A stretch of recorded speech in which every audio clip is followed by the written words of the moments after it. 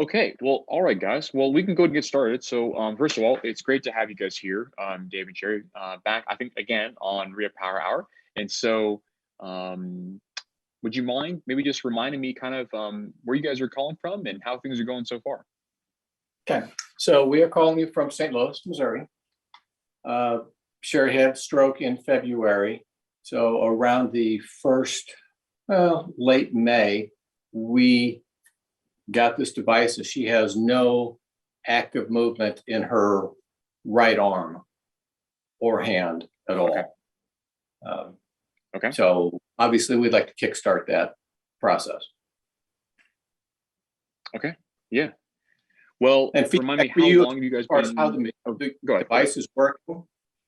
She'll finish or be doing her session, and I'll say, do you feel like you're moving it? And her attitude is, I don't know. Okay.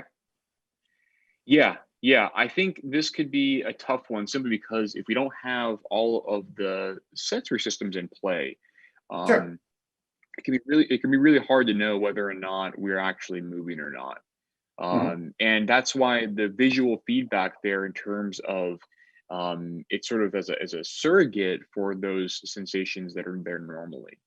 So I think that is something just to be aware of. It's entirely normal to have those impaired sensations. So I don't want you guys to think that you guys are out in left field and alone in Mhm. that sort of fashion. So one thing that I want to ask maybe you guys, if you guys are doing this, how are you going about doing the individual activities? Is it primarily just with the one side there and just doing the motions, or are you doing any sort of bimanual activation with the other side as well? We've got an e-stem device, which I am using on a, multiple times a week Okay. process. She does go to therapy every day, so she gets occupational therapy. I'm not sure how much they're using with her right side because the attitude seems to be chicken and egg. Mm. Until movement, we can't really work on movement.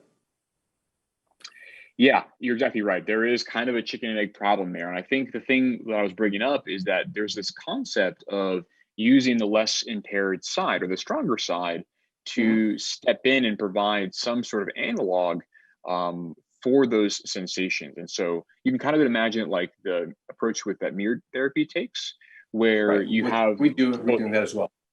Okay, very Yeah. good, very good. So you're very familiar with that, and the interesting thing about mirror therapy is that it's actually kind of tricking your brain, thinking that that more impaired side is actually moving. The cool thing in this situation here is that in our case, we don't have to trick the brain, right? We can actually just use the Motus hand to physically move us through those motions. And we can also simultaneously use your less affected side to walk through and provide sort of a model by which those movements need to be recruited. So I will often encourage people to do that sort of bimanually. Gotcha. So yeah, that's just something to be aware of. The other kind of nice thing is I always give the recommendation that it's not simply just the number of repetitions that you do, right? Or the hours of therapy you do. It's also the quality, right? It's kind of two sides of the same coin. And when you have to think about, well, what is quality? Repetitions is something easy to think about. Well, it's just a number, right? Pretty easy to conceptualize that. But effort and quality is maybe a bit harder to kind of understand, even for scientists and clinicians, I think, hard to quantify too.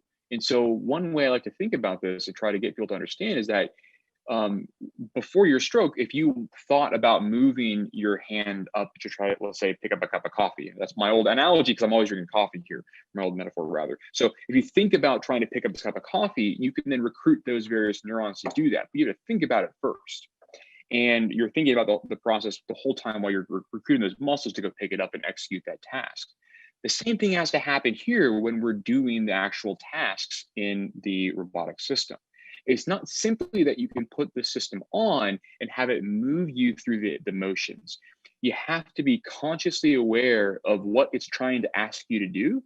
And you need to be trying to be effortful in doing that. It's even if you don't have great active movement, little to no active movement in your case, Sherry. So I think it's something really important to do. And that's kind of a happy byproduct of doing bimanual, right? Because you're already kind of forcing yourself to think through the motions. And then you're getting that sort of assistance with the Motus hand to kind of step in and provide that help to actually execute it. So I think that would be a good recommendation to kind of really make sure that we're getting the quality in addition to the number of repetitions and kind of the hours. Okay.